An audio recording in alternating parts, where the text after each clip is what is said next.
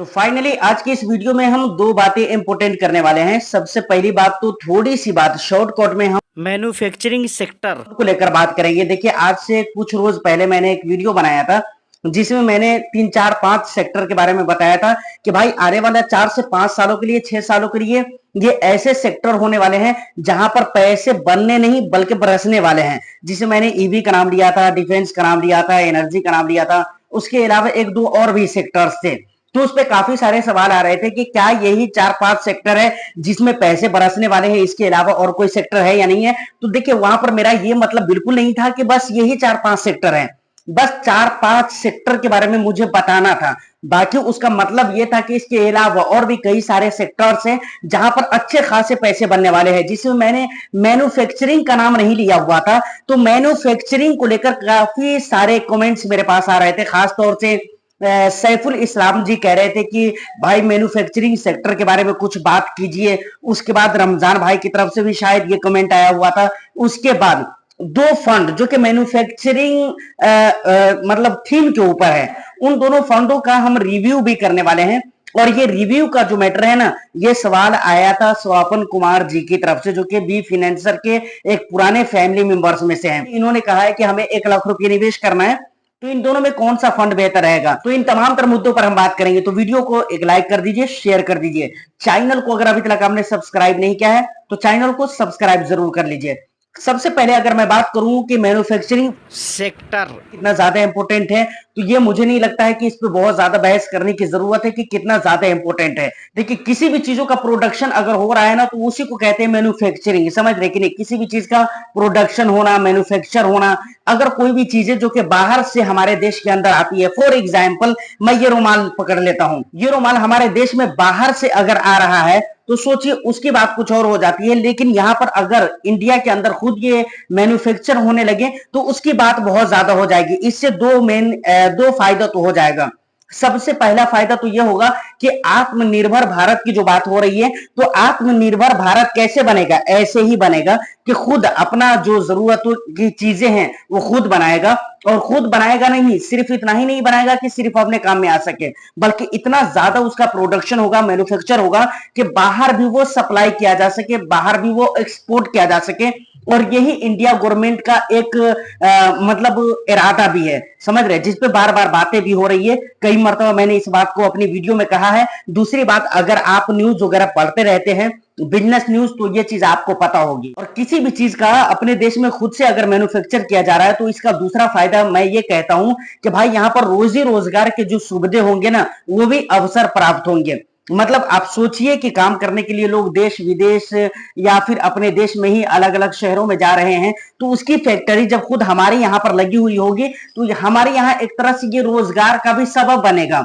मतलब रोजगार भी हमारे यहाँ रहेंगे। तो दोनों फायदा है, आत्मनिर्भर भी हम हो जाएंगे और रोजी रोजगार का भी अपना सुविधा प्राप्त हो जाएगा। चलिए, ये तो कुछ जरूरी बात हुई। इतना ही नहीं, एक रिपोर्ट के अनुसार इंडिया की जीडीपी का 17% हिस्सेदारी मैन्युफैक्चरिंग सेक्टर में है। भाई साहब सोच कर देखिए, कम बड़ी बात नहीं बोल रहा हूं। मतलब इतने पैसे निवेश किए गए हैं कि वो इंडिया की जीडीपी का 17% हिस्सेदारी हो जाती है, जो कि मैन्युफैक्चरिंग सेक्टर में इन्वेस्टेड है। और इतना ही नहीं, आने वाला जो 5 6 7 साल है, अंदाजे के मुताबिक ये अंदाजा लगाया जा रहा है, ये अनुमान लगाया जा रहा है कि भाई ये हिस्सेदारी 17% से बढ़कर 21% हो सकती है।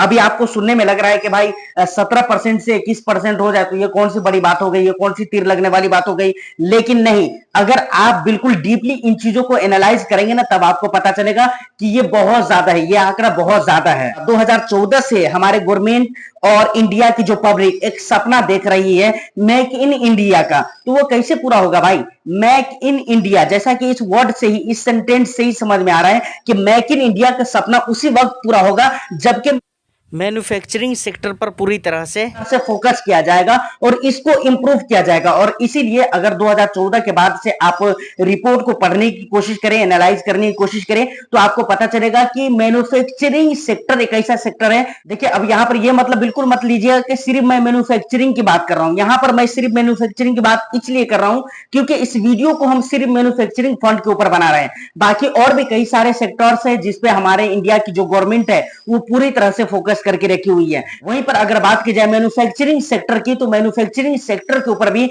इंडिया का पूरी तरह से फोकस है, इंडिया के गवर्नमेंट का पूरी तरह से फोकस है, क्योंकि मेक इन इंडिया का जो सपना है वो मैन्युफैक्चरिंग सेक्टर से ही पूरा हो सकता है। देखिए यहां पर मैंने बहुत ही शॉर्ट कोट में मैन्युफैक्चरिंग सेक्टर के ऊपर बात करने की कोशिश की है, इसके इंपोर्टेंस क्या है, आने वाले 4 से 5-6 सालों में ये कहां तक जा सकता है, इसके ऊपर मैंने बात किया है और बहुत ही शॉर्ट कोट में बात किया है। वरना मैं अगर आपको बताऊं तो मेरे पास इतने डेटा अवेलेबल है ना, जिसको अगर मैं बताने लग जाऊं ना तो ये वीडियो पौन घंटे से 1 घंटे की जरूर बन सकती है, लेकिन मैं जरूरत नहीं समझता हूं। आप इसको खुद भी एनालाइज कर सकते हैं, इन चीजों को रिसर्च कर सकते हैं, पढ़ सकते हैं, देख सकते हैं। अब हम ऐसे 2 थीमेटिक फंड के बारे में बात करते हैं जो कि मैन्युफैक्चरिंग थीम के ऊपर डिपेंडेंट है। यानी सबसे पहला है क्वांट मैन्युफैक्चरिंग फंड और दूसरा है एचडीएफसी मैन्युफैक्चरिंग फंड। हम इसमें देखेंगे कि 1 लाख रुपए निवेश करना किस फंड में ज्यादा बेहतर रहेगा। जैसा कि स्वपन कुमार जी के सवाल में कि भाई मुझे 1 लाख रुपए निवेश करना है, आपके केस में 50,000 भी हो सकता है, 1 लाख भी, 2 लाख भी, 5 लाख भी हो सकते हैं, तो पैसे अलग अलग हो सकते हैं, लेकिन फंड कौन सा बेहतर हो सकता है इन चीजों को हम देखते हैं। तो चलते हैं इसके लिए हम अपने मोबाइल फोन के स्क्रीन पर। देखिए सबसे पहले अगर कैटेगरी की बात की जाए तो यहाँ पर देख सकते हैं थीमेटिक इक्विटी है। उसके बाद फंड एज की बात की जाए तो एचडीएफसी का सिर्फ 1 महीने हुए हैं, जबकि अकाउंट के 10 महीने हो चुके हैं। फंड साइज़ की अगर बात की जाए तो यहाँ पर एचडीएफसी ज़्यादा आगे निकलता हुआ दिख रहा है और अकाउंट थोड़ा पीछे है, थोड़ा नहीं बल्कि बहुत ज़्यादा पीछे है। सिर्फ इसके फंड साइज 787 करोड़ के हैं, जबकि एचडीएफसी के अगर फंड साइज़ देखें तो 10,346 करोड़ के हो चुके हैं। उसके बाद एचडीएफसी का कोई भी डेटा यहाँ पर अवेलेबल नहीं है, जबकि अकाउंट का डेटा अवेलेबल है पिछले 3 महीने और 6 महीने का। 3 महीने में इसने 19% का रिटर्न्स दिया है और पिछले 6 महीने में 35.59% का रिटर्न्स दिया है। उसके बाद यहाँ पर देखिए 1 ईयर, 3 ईयर, 5 ईयर का डेटा अवेलेबल नहीं है, क्योंकि बहुत पुराना फंड है ही नहीं है। उसके बाद यहाँ पर कोई भी रिस्क रेशियोज़ भी आपको देखने को नहीं मिल जाते हैं। उसके बाद यहाँ पर टॉप 3 सेक्टर्स की अगर बात की जाए तो अकाउंट मैन्युफैक्चरिंग फंड के टॉप 3 सेक्टर्स को देखें तो सबसे पहले नंबर पे है एनर्जी, जहाँ पर 19.39% पैसे निवेश हो रहे हैं। दूसरे नंबर पे फिनेंशियल, जहाँ पर 16.54% पैसे निवेश हो रहे हैं और तीसरे नंबर पे है कंज्यूमर स्टेपलेस, जहाँ पे 15.99% पैसे निवेश हो रहे हैं। तो इसको आप 16% मान ही सकते हैं, लेकिन चलिए अगर न भी माने फिर भी चल सकता है, आप 99 तो मान ही सकते हैं। उसके बाद यहाँ पर टॉप 3 सेक्टर्स देख सकते हैं किसका, एचडीएफसी मैन्युफैक्चरिंग फंड का। सबसे पहले नंबर पे ऑटोमोबाइल, जहाँ पे 24.24% पैसे निवेश हो रहे हैं। दूसरे नंबर पे कैपिटल गुड्स, जहाँ पर 19.1% पैसे निवेश हो रहे हैं और तीसरे नंबर पे है हेल्थ केयर, जहाँ पर 14.38% पैसे निवेश हो रहे हैं, 38%। उसके बाद दोनों ही फंड के टॉप 5 होल्डिंग्स को भी आप देख सकते हैं। सबसे पहले अकाउंट की अगर बात की जाए तो सबसे पहले नंबर पे रिलायंस इंडस्ट्रीज़, दूसरे नंबर पे housing and urban development corporation limited, तीसरे नंबर पे है संवर्धना मदरसन इंटरनेशनल लिमिटेड और चौथे नंबर पे है यूनाइटेड स्पिरिट्स लिमिटेड, 5वें नंबर पे है स्टील अथॉरिटी ऑफ इंडिया। उसके बाद एचडीएफसी मैन्युफैक्चरिंग फंड का अगर टॉप 5 होल्डिंग्स देखें तो सबसे पहले नंबर पे है महिंद्रा एंड महिंद्रा, उसके बाद है मारुति सुजुकी इंडिया, उसके बाद है सन फार्माक्यूटिकल्स इंडस्ट्रीज़, उसके बाद है टाटा मोटर्स, उसके बाद है रिलायंस इंडस्ट्रीज़।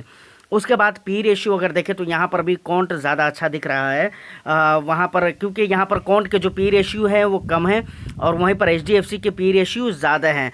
उसके बाद इक्विटी में अगर देखें तो 98.62% पैसे इक्विटी में निवेश कर रहा है कॉन्ट म्यूचुअल फंड, कॉन्ट का जो मैन्युफैक्चरिंग फंड है। वहीं पर 86.55% पैसे एचडीएफसी मैन्युफैक्चरिंग फंड इक्विटी में निवेश कर रहा है। डेट में एचडीएफसी का कोई भी निवेश नहीं है, लेकिन कॉन्ट का निवेश डेट में कितना है, 4.4।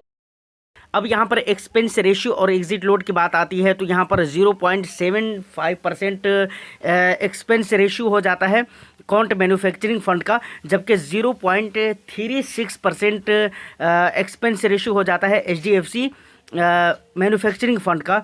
और उसके बाद एग्जिट लोड की बात करें तो 15 दिनों के अंदर अगर आप अपने पैसे को रिडीम करते हैं तो आपको 1% एग्जिट लोड लग जाएगा कॉन्ट मैन्युफैक्चरिंग फंड में, जबकि एचडीएफसी मैन्युफैक्चरिंग फंड में ऐसा कुछ भी नहीं है। लॉक इन पीरियड दोनों में नहीं है। बेंचमार्क की अगर बात करूं तो दोनों के बेंचमार्क इंडेक्स सेम है। मिनिमम एसआईपी इन्वेस्टमेंट की अगर बात की जाए तो 1000 रुपये से आप एसआईपी कर सकते हैं कॉन्ट के फ़ंड में और 5000 से लमसम कर सकते हैं कॉन्ट के फ़ंड में। एसआईपी और लमसम दोनों आप कर सकते हैं 100 रुपये से एचडीएफसी के फ़ंड में। उसके बाद दोनों की बात की जाए अगर इन्वेस्टमेंट टाइम की, होराइज़न की, तो दोनों ही लॉन्ग टर्म के लिए बेहतर है। उसके बाद मैनेज्ड बाई, तो यहाँ पर फंड मैनेजर का नाम दिया गया हुआ है। एचडीएफसी मैन्युफैक्चरिंग फंड को सिर्फ एक फंड मैनेजर जो कि राकेश सेठिया है वो मैनेज कर रहे हैं, जबकि क्वांट मैन्युफैक्चरिंग फंड को 4 फंड मैनेजर मिलकर यहाँ पर मैनेज कर रहे हैं। 3 से 4 फंड मैनेजर हैं जो कि यहाँ पर फंड को। तो फिलहाल के जो डेटा हैं इसके बेस पर आपको कौन सा फंड अच्छा लग रहा है आप मुझे कमेंट सेक्शन में बता दीजिएगा। मुझे जो अच्छा लग रहा है वो मैं आप। तो फाइनली वीडियो में अगर आप यहां तक पहुंच चुके हैं तो मुझे ऐसा लगता है कि कई सारी चीजें ऐसी हैं, कई ऐसे रीजंस हैं, और प्रेजेंट में जो डेटा मैंने आपको दिखलाया है इन सारी चीजों को देखने के बाद मुझे ऐसा लगता है कि आपके लिए क्वांट मैन्युफैक्चरिंग फंड ज्यादा बेटर हो सकता है। Quant is very good. कई ऐसे रीजन हैं जिसकी वजह से मैं बोल रहा हूं। देखिए, अगरचे एक्सपेंस रेशियो थोड़े ज्यादा जरूर है, लेकिन यहां पर रिटर्न्स भी आपके बहुत ही हेवी बनने वाले हैं।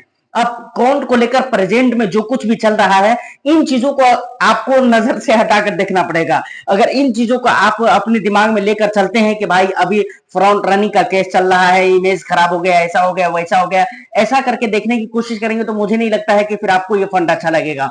अदरवाइज अगर डेटा की बुनियाद पर अगर देखा जाए तो क्वांट ज्यादा बेहतर है। इसका एयूएम थोड़ा कम जरूर है, एक्सपेंस ज्यादा जरूर है, लेकिन उसके बावजूद भी और भी कई सारे ऐसे रीजन है जिसकी वजह से मुझे लगता है, जैसे कि पीई रेशियो अगर अभी आप देख लीजिए तो कम ही है। तो ये सारे कुछ रीजंस हैं खास जिसकी वजह से मुझे लगता है कि यहाँ पर आपको निवेश करना ज्यादा बेटर रह सकता है क्वांट मैन्युफैक्चरिंग फंड में।